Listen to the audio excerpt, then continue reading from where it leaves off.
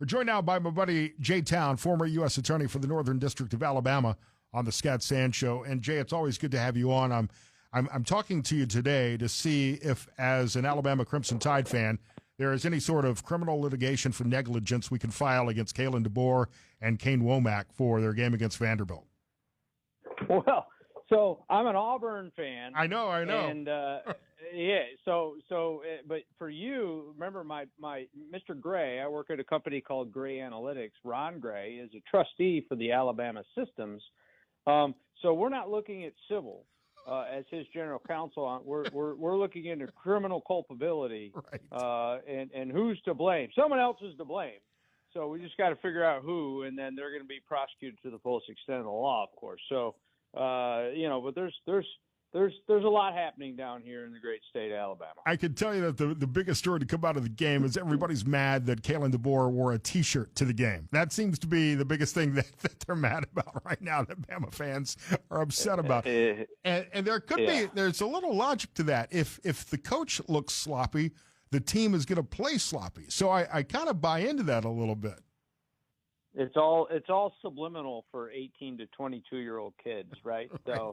The great thing is, and I know you have a lot of Ohio State fans, probably some Michigan fans even that listen to you. Yeah. Hopefully a bunch of Notre Dame fans, which is my alma mater. There's a lot of parity in college football these days. We've seen a lot of teams that shouldn't beat teams beat them. Yeah. Beat them. Minnesota should never be on the same field as USC.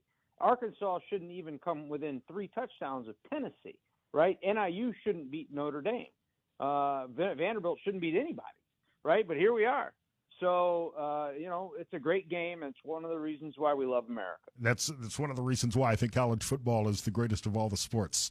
But that's not why we're really talking to you today, Jay. You were out last week as the Jack Smith documents dropped from the U.S. District Judge, 165-page filing made public, looking at some of the evidence federal prosecutors have amassed in the case against Donald Trump, which was kind of, I guess, upended by the Supreme Court. This new brief, prosecutors argue that Trump's conduct was private in nature and therefore not covered by immunity. Is this a successful end run around the Supreme Court immunity ruling? Not only is it not a successful end run around the immunity ruling, but they also failed to take into consideration the Fisher case as it relates to the 1512 18 U.S.C. 1512 charges that deal with obstruction of an official proceeding. Much of the immune conduct, right? Conversation with Vice President Pence. That's about those obstruction charges. And so, the whole January 6th case really is about obstruction. The other 2 charges are conspiracy and conspiracy. So you lose the obstruction charges, you're going to lose the conspiracies as well. This was the Mueller report for Jack Smith. That's what it was. We don't really have a crime here. We know we're never going to be able to prosecute this case. Jack Smith, I'm going to be fired on January 20th at 12 o'clock sharp, right, at noon sharp on January 20th. That's my last day. And so I need to get this out there. Thought I'd be able to do it. Remember, they had an April 4th, I think it was, trial date, right? And here we are in October, 6 months later, and there's not going to be a trial. And so this was his Mueller report. Let's get a bunch of damning things on paper that we can't prove, maybe inadmissible evidence or things that aren't even true or things that don't even matter. I said about the January 6th indictment, the original one, before the immunity case and the Fisher cases came out, was that, okay, let's say that everything in the indictment is true and proven to a jury beyond a reasonable doubt. What's the crime, right? So, I mean, it's just not criminal activity to give a speech at the Ellipse and to scroll through your Twitter feed while people are in, there's nothing patriotic about what those folks did on January 6th, the inside of the Capitol. Fine. Those are crimes. Let's prosecute them. You want to hit cops with, flagpoles? That's a crime. Let's prosecute them. Guy gave a speech at the Ellipse. and they're trying to blame him for it because they didn't have any bigger fish to blame. And so, this case, just like the Mar-a-Lago case, will not be prosecuted.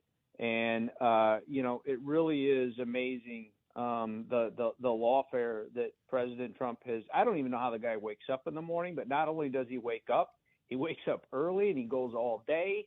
And if anybody's wondering if he's doing this for him, he could have never been in politics, stayed a billionaire, just lived life, played golf.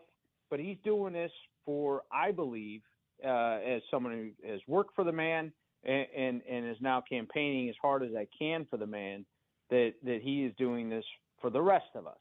Not for him too. Yeah. You use the term lawfare. I'm not a big fan of that word, but it does seem like a lot of the timing of this release and the information contained herein that wasn't redacted was designed by the DOJ to be election interference, to be somewhat of an October surprise, to portray Donald Trump in a poor light when you see things that Mike Pence was being threatened, that his life was in jeopardy, and he allegedly replied, "So what?" when told that he was in danger at the Capitol. That's designed to portray Donald Trump as a narcissist, uncaring, unsympathetic to his vice president. Yep. Well, and the interesting thing about it too is when you're in litigation, the sides go, one side goes first, then the other responds. This was completely out of order. Donald Trump was the one who should have been moving the court to say, hey, these things are part of the Trump or Fisher cases, and so you need to exclude them from the indictment and rule that this evidence is inadmissible. And then Jack Smith responds. Well, the Trump team didn't do that. Jack Smith he wanted to respond before it was even called into question by Trump.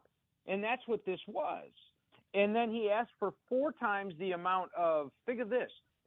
So you're given 35, 40 pages to file a motion.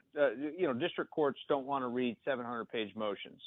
And so he asked for 4 times the length, and he used almost every page. And then he had a bunch of appendices or exhibits to support the 157 or 155 pages, whatever it was.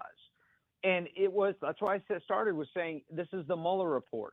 A big nothing burger, can't prove anything. We just want to be as cruel as we possibly can to somebody that we don't like.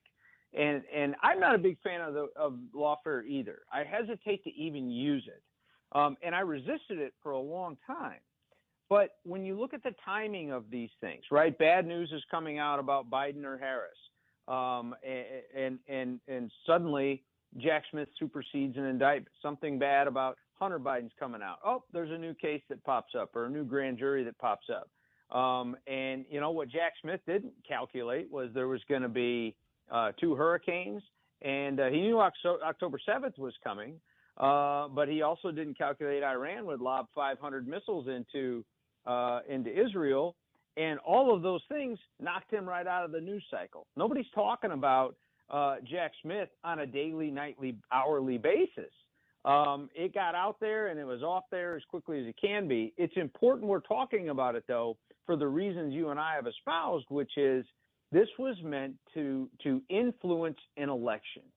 And no matter what I thought about Bill Clinton or Hillary Clinton or Obama or Joe Biden, never in my wildest dreams did I ever think of doing anything that would increase their opponent's chances in an election. As a professional prosecutor for over 2 decades, it never even occurred to me. And it just seems like if you go back to every momentous occasion in the Mar-a-Lago or the January 6th cases prosecuted by Jack Smith, you will find that they all occur on the eve of something bad. Hunter's going to plead guilty to a gun charge in Delaware or whatever it is, right? There's always a Jack Smith filing to share the news cycle or kick Hunter off of it.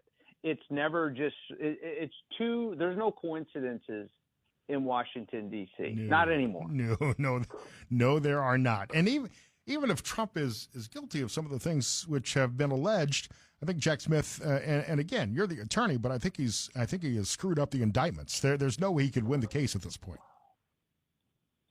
Well, not with the indictments that he has. No, well, he doesn't have an indictment anymore in the Mar-a-Lago case. There's, like I said, we're never going to experience a trial in either one of those cases. Jack Smith that special counsel's office will be shuttered on January 20th of next year, and the cases will be dismissed if there's anything pending. Even if Donald Trump loses, I can't imagine these cases will proceed.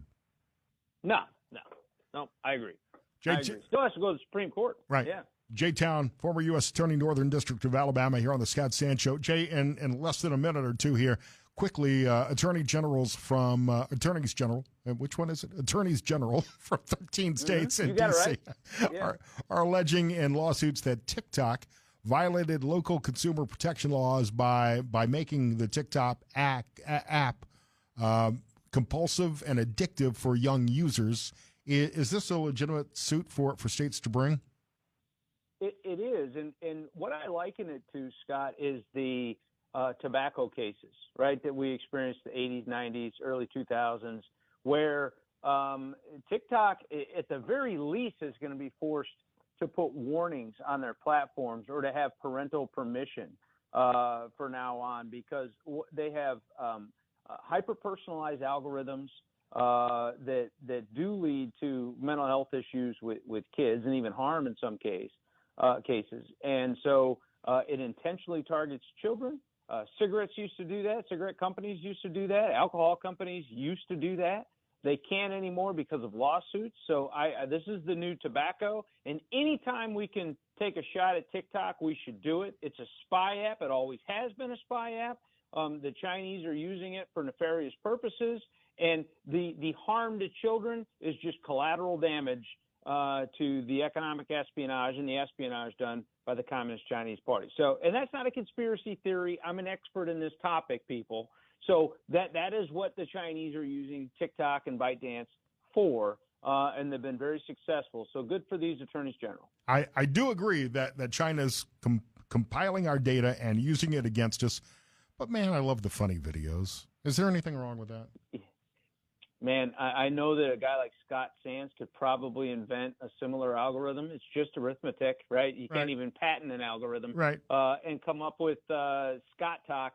And Scott Talk, I'm on it, baby. I can't wait for my kid to get on it. Right? I know it'll be safe, too. Scott Talk will just be me doing fat guy dances. Well, all right, maybe I won't be on it, but I'll tell people what a good guy you are, okay? Jay, thanks for your time, man. I love you, man. All right, see you, Scott.